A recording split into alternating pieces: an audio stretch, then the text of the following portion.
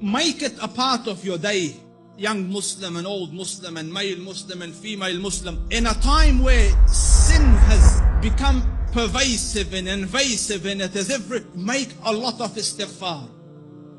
Because from the punishment of Allah Rabbul Izzah, me and you were given two safeties, two things that we could hide behind and keep the adhab of Allah away. Allah Rabbul Izzah says, وَمَا كَانَ اللَّهُ لِيُعَذِّبَهُمْ وَأَنْتَ فِيهِمْ. The first, the Prophet, so long as Allah said, so long as he is amidst you, I will not punish you. So the Rasul died and left. His sunnah is with us, but the Rasul went. The second one, and Allah will not punish them so long as they seek forgiveness.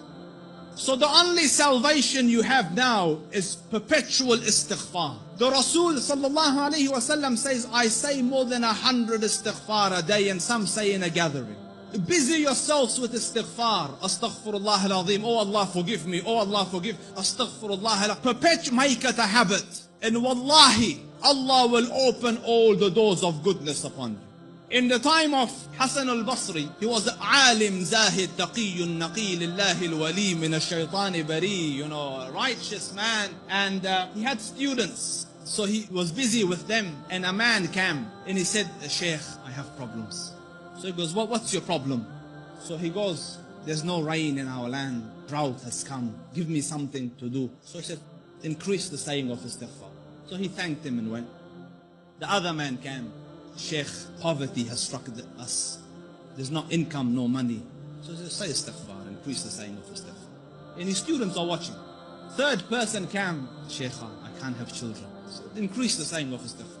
So the students look at the Sheikh, every person came with whatever sickness, you have one medication, just injecting everyone the same thing. What's going on? So the Sheikh said, it's from the Quran. فَقُلْتُ اسْتَغْفِرُوا رَبَّكُمْ إِنَّهُ كَانَ غَفَّارًا يُرْسِلِ السَّمَاءَ عَلَيْكُمْ مِدْرَارًا وَيُمْدِدْكُمْ بِأَمْوَالٍ وَبَنِينَ وَيَجْعَلْ لَكُمْ جَنَّاتٍ وَيَجْعَلْ لَكُمْ أَنْهَارًا. Make istighfar of Allah. Allah will send the sky down with helpful rain for you. He will bestow you with wealth and progeny and make your gardens grow, and around it springs of water will come, all for the saying of istighfar and the returning to Allah Rabbul Izzah with seeking forgiveness of Allah Rabbul Izzah. Make istighfar, Muslims. Amidst the scholars of the past, one of the famous ones is Ahmad ibn Hanbal. They call him the Imam of Ahl Sunnah. And such a giant of an Imam, some of the people in his madhab say that no one served the religion after Abu Bakr radiallahu anhu more than Ahmad ibn Hanbal. Because just in the days of Mihna, for years he took imprisonment and house arrest, but he would not budge on his stance on the deen. So his fame and repute extended across the Muslim land. Everyone knew him, but there was no selfies in those days, you couldn't share a picture. So no one knew. Few people around him and his students and Ahl al-Ilm knew what the Sheikh looked like. Most people hadn't seen him, but they had heard about him. So Imam Ahmad went on a travel from his city to another city. And when he reached that city, night befell him. He was in a masjid. And he was trying to sleep in the masjid because in those days there was no hotels and things. So the guard came and he said, get out of the masjid. So he said, listen, I'm a traveler. I don't have anywhere to go. I will just be here till tomorrow and then I will be on my way. So he said, no, get out. So the Sheikh went and sat outside the door. Can you imagine? This was a man, who, when he used to walk, hundreds would be walking with him and they would kiss his head and hold his books. Imam Ahmad was Imam Ahmad. Now he's sitting at the door of the masjid. So he looks at him, he goes, didn't I tell you to go? He goes, I'm outside. He goes, no, get out. So he said, listen, it's just... So he said he held the Imam from his leg and dragged him onto the street. Imam Ahmad.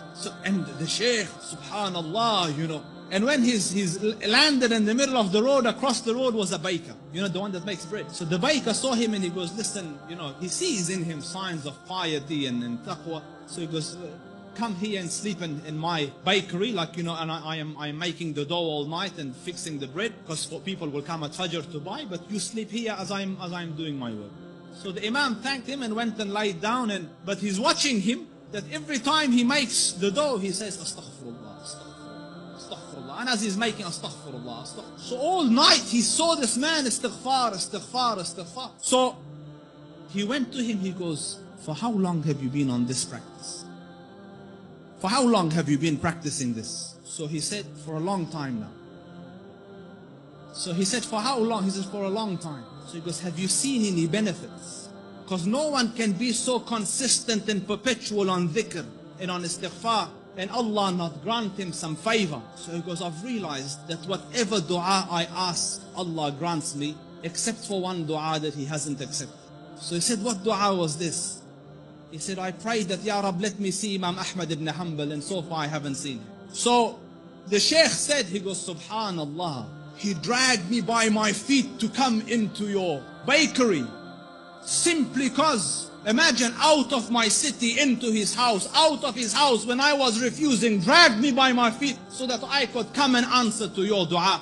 فقلت استغفروا ربكم إنه كان غفارا يرسل السماء عليكم مدرارا ويمددكم بأموال وبنين ويجعل لكم جنات ويجعل لكم أنهارا. My dear brothers, turn to Allah Rabbul Izzah. Wallahi, I don't say this as a nice to say, but all of the problems to all your answers is Allah Rabbul Izzah. Your refuge from every difficulty is Allah Rabbul Izzah. Turn to Him with it. Wallahi, turn once to Allah Rabbul Izzah, and you will find your Lord more merciful and more accommodating and more accepting than the kindest of the